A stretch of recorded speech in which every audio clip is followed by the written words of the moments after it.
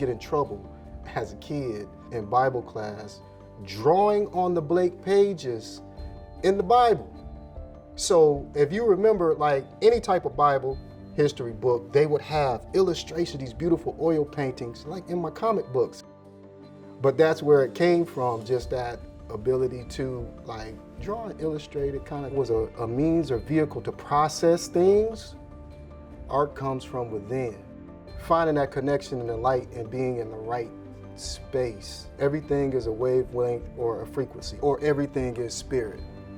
Clay is always an experiment. Clay is always changing as the weather changes because it has spirit, has that water spirit within it. And that water is always changing. So more humidity in the air, and it's going to be harder for work to dry. You're adjusting what you do based on your environment. And then from those environmental influence, those outside factors and elements, I want to kind of adopt and incorporate into the artwork.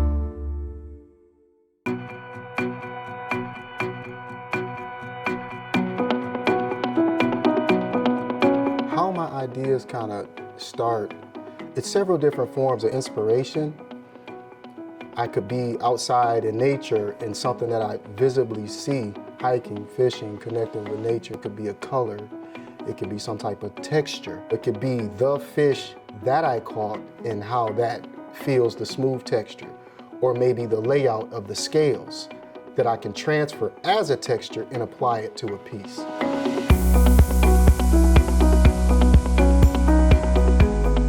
The most magical part of the journey is that aspect of creation and creating artwork on a daily basis.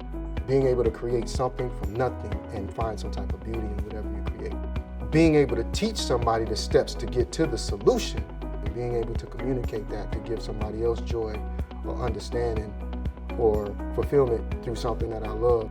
That's where the teaching part comes from. But the joy in like teaching students, it's very important because it allows me to share what I know, build people up, give them a great experience. There's programs like Arts for All Kentucky, which is artists in residency that focus on special needs students.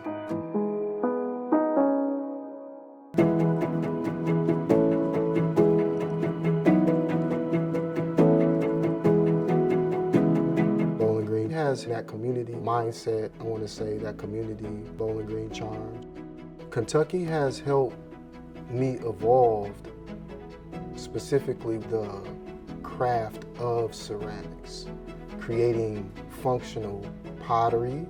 The goal has always been the same from the beginning, to continue to make sculpture, to continue to produce artwork. So friends and family, they often ask me, why don't I sign my artwork? And I tell them I signed it, my fingerprints in it, manipulating it, feeling it get thinner in my fingertips as I squeeze, especially in the process of throwing, my fingerprints in it. My soul's in it. That's the signature that it needs.